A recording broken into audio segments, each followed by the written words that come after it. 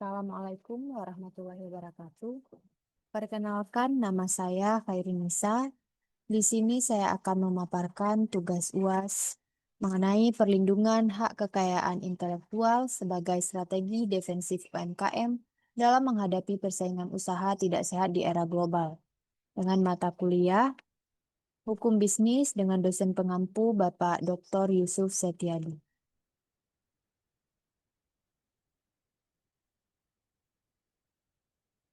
Latar belakangnya yang pertama yaitu globalisasi menciptakan ekonomi tanpa batas dan mempertemukan usaha lokal dengan pemodal besar dunia. Yang kedua, hukum bisnis berubah dari aturan administratif menjadi instrumen strategis daya saing. Yang ketiga, UMKM menyumbang lebih besar dari separuh PDB, tetapi masih lemah dalam aspek legalitas. Yang keempat, banyak pelaku UMKM belum memiliki perlindungan hak kekayaan intelektual. Yang kelima, korporasi besar didukung kekuatan hukum dan mampu memanfaatkan celah regulasi. Yang keenam, digitalisasi mempercepat penyebaran produk tiruan di pasar. Dan yang terakhir, regulasi sudah ada namun literasi hukum rendah dan biaya sengketa mahal. Karena itu, pemberdayaan UMKM perlu fokus pada penguatan kapasitas dan perlindungan hukum bukan hanya modal. Fokus permasalahannya yaitu yang pertama, analisis kerentanan hukum UMKM terhadap praktik peniruan merek yang dilakukan oleh perusahaan berskala lebih besar di tengah arus liberalisasi pasar. Yang kedua, evaluasi terhadap implementasi prinsip-prinsip hukum bisnis, seperti prinsip kejujuran, keadilan, dan integritas moral dalam memitigasi dampak negatif ekonomi global terhadap ekonomi kerakyatan. Dan yang ketiga, strategi penguatan perlindungan HKI sebagai instrumen pertahanan utama bagi UMKM untuk menjaga keberlangsungan usaha dan keadilan pasar sesuai amanat konstitusi. Berikut data empirisnya. UMKM, fakta utamanya klinis aura rasa, pelanggarannya itu peniruan merek dan kemasan, pelakunya itu PT Citra Pangan Nusantara, status HKI-nya belum terdaftar, dampaknya yaitu penjualan turun lebih kurang 40%. Pendekatan penelitiannya, penelitian ini menggunakan pendekatan kualitatif melalui studi kasus pada UMKM klinis aura rasa. Analisis dilakukan dengan memadukan perspektif yuridis dan kondisi sosiologis berupa rendahnya literasi hukum pelaku usaha. Kasus peniruan oleh PT Citra Pangan Nusantara menunjukkan bahwa ketiadaan pendaftaran merek menyebabkan kerugian nyata, termasuk penurunan penjualan sekitar 40%. Temuan ini menegaskan pentingnya HKI sebagai strategi defensif UMKM dalam persaingan global. Berikut kajian teorinya, yaitu menurut Munir Fuadi, hukum bisnis adalah seperangkat aturan yang mengatur kegiatan usaha serta memberi kepastian dan perlindungan bagi para pelaku bisnis. Dalam perspektif ini, legalitas menjadi fondasi penting untuk menjaga keberlangsungan usaha. Lalu pada ranah hak kekayaan intelektual, merek dipandang sebagai aset tidak berwujud yang bernilai ekonomi dan memberikan hak eksklusif kepada pemiliknya. Karena Indonesia menganut prinsip first to file, perlindungan hukum hanya diberikan kepada pihak yang mendaftarkan mereknya. Lalu sejalan dengan konsep ekonomi kerakyatan dalam pasal 33 Undang-Undang Dasar 1945, negara berkewajiban menciptakan persaingan yang adil.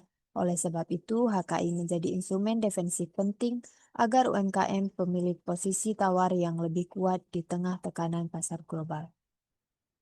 Teori pendukung yang pertama, teori perlindungan hukum menyatakan bahwa negara wajib memberikan rasa aman dan kepastian bagi subjek hukum agar dapat menjalankan kegiatan ekonomi tanpa ancaman perampasan hak.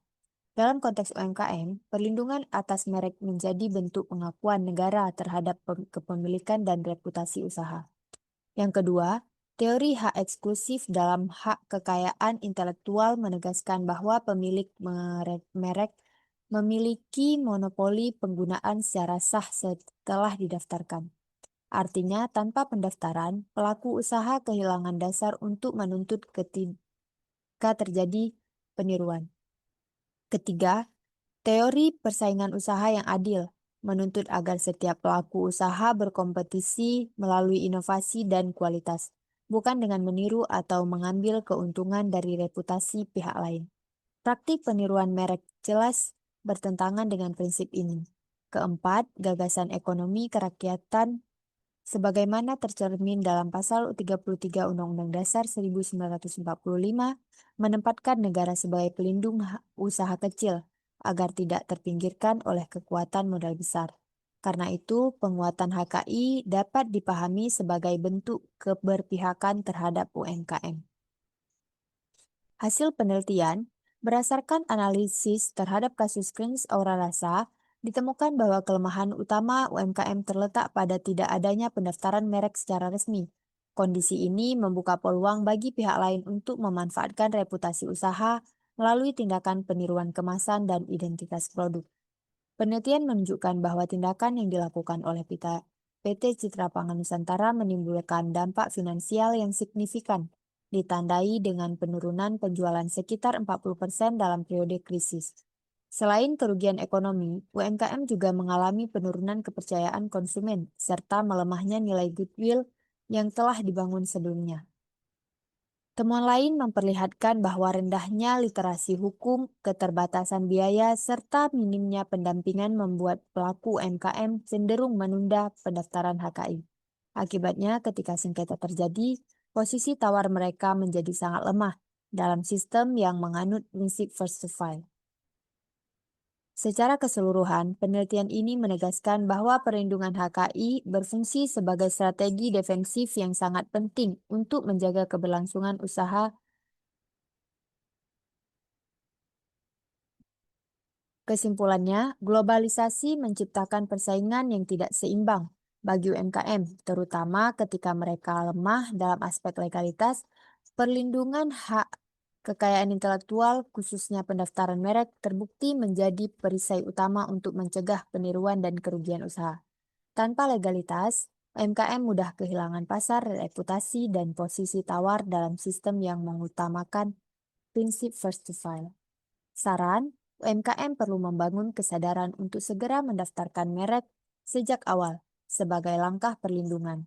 Pemerintah diharapkan memperluas edukasi, mempermudah prosedur, dan menyediakan bantuan hukum agar usaha kecil mampu menghadapi korporasi besar secara lebih setara. Akademisi dan calon praktisi bisnis juga perlu memperkuat pemahaman hukum agar strategi usaha tidak hanya kuat secara ekonomi tetapi juga aman secara yuridis.